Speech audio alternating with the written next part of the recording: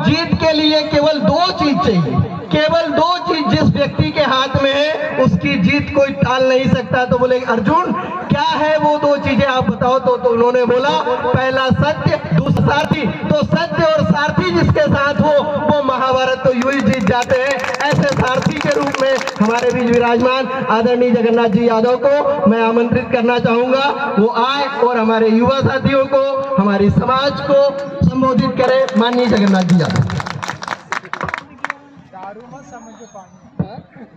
सर्वप्रथम व्यासपीठ को प्रणाम। जो आपने 5 दिन तक सिंघा महाराज की परचरी पुराण सुनी है, मैं एक बार चाहूंगा जोरदार सिंघा महाराज का जयकारा लगाएं। बोलिए सिंघा जी महाराज की, देव कुआजा की।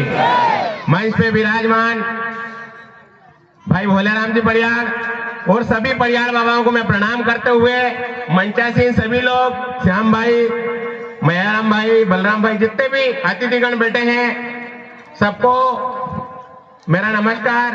साथ ही ग्राम नामापुर में आज जो 23 जोड़ों का परिणय सूत्र बंधन हो रहा है, मैं अपनी ओर से 23 लड़के के माता पिता को बहुत बहुत धन्यवाद और साधुवाद देता हूं। साथ ही 23 बेटियों के माता पिता को भी धन्यवाद।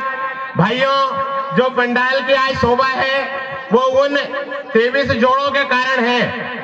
अगर वो माँ बाप अपने बच्चे बच्चियों को ये समिति में नहीं देते तो क्या आप लोग, हम लोग सब यहाँ आते? एक बार मेरा मानना है जोरदार ताली बजा के 23 जोड़ों के माता पिता और उनके परिवार का स्वागत करें। साथ ही ग्राम नामापुर की समिति का मैं अपनी ओर से हृदय से धन्यवाद करता हूं। साथियों, सम्मेलन तो 91-92 में हुआ था, सबसे बड़ा सम्मेलन हुआ था और अपने समाज में एक भी बेटा बेटी बलि नहीं था, सब नाबालिग थे। और आज आपने देखा होगा अभी 2 बच्चों की तबीयत खराब हुई। सन 91 के सम्मेलन में भी एक बच्चे को पान लगा था जब परियाल बाबा थे, पर क्या कुछ हुआ? उसके बाद में सम्मेलन हुआ छनेरा। ये हरिराम जी बेटे हैं, गांव टेमरू खोदरा का बच्चा, जिसको भर अखातीज का सम्मेलन था, भर बैसाख के समय भर धूप में मार के और रेत में दबा दिया गया। जो वो साम्राज्य अपने देव कुआजा और बुखारदास बाबा की वो मेहरबानी रही कि दूसरे दिन सुबेरे हम मात्र 3 ही लोग थे, वहां सब सामान समेट रहे थे और जिसको पूरी रात एक संत ने या बाबा ने हाथ से रखा, खाना खिलाया, यह प्रत्यक्ष उदाहरण है। इसके बाद भी अगर अपनी समाज और हम सब लोग अगर हमारे देवताओं पे विश्वास नहीं करें तो हमारे लिए शर्म की बात है। भाइयों, आपने देखा होगा कि भगवान राम और ऐसे ऐसे ब्राह्मणों ने अपने अपने बच्चों के योग मिलाकर शादियां, कई वो शादियां नहीं टूटती। आज तक 50-50 जोड़ों की शादियां हुई। एक भी शादी में, एक भी बारात में 50-50 मैराम भाई ने सम्मेलन करा, वहां 63 जोड़े थे। जितनी भी बारातें आई, क्या किसी को खरोच आई? हल्का फुल्का चलता रहता है, ये तो एक चलता रहता है, होता है। अभी दोनों बच्चों की एक साथ तबीयत खराब हुई। पहले बच्चे की तबीयत खराब हुई, मैंने बोला भैया ब्लड प्रेशर बढ़ गया होगा। जब दूसरी की तबीयत खराब हुई, यहाँ से सभी परियार बाबा वहां पहुंचे, तत्काल वो बच्चे ठीक हुई। बाबा ने छींटे दिए कि भैया शांति रहो। तो ऐसे साम्राज्य देव जिनने अपनी समाज में जन्म लिया है, अपन तो सब समाज के वासी धन्यवाद के पात्र हैं।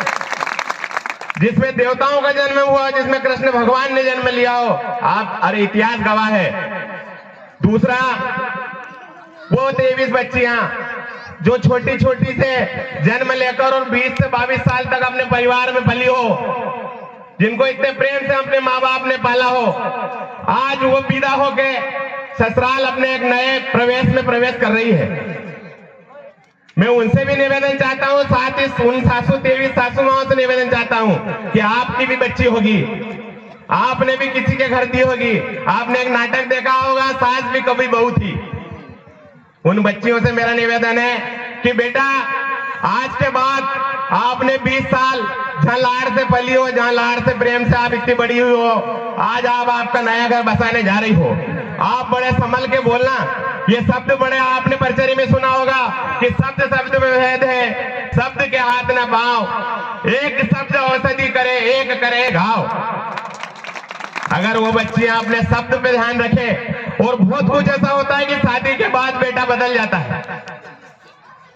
शादी होने तक तो अपने माँ बाप की सभी बेटे सेवा करते हैं। मेरे भी 3 बच्चे हैं, यहाँ जितने भी लोग बैठे हैं सबके बच्चे हैं। लेकिन शादी होने के बाद कहीं कहीं ऐसा होता है कि बच्चे बदल जाते हैं। रघुकुल रीता अलग होना कोई बुरी बात नहीं है। अलग होने के बाद भी एक परिवार के ऊपर एक दूसरे पे ध्यान दे, इससे अच्छी कोई बात नहीं हो सकती।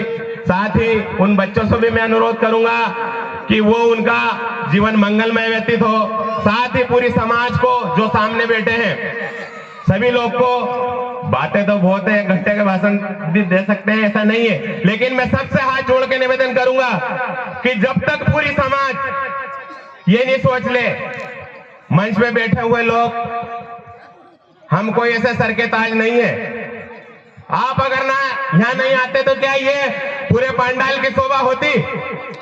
ऐसा जहां भी कोई बात आती है तो जितने युवा बच्चे हैं, जितने भी लोग हैं, आपने देखा होगा आज से 10 साल पहले एक जेसीबी का पंजा हमारे यहाँ मकान पे भैया के पे खालवा में डला था। 2000 लोग इकट्ठे हुए थे, 2 घंटे के अंदर गांव कट रहे थे। तो अपना वर्चस्व बढ़ा कि नहीं? यहाँ आए हुए सभी लोग एक सोच ले, जात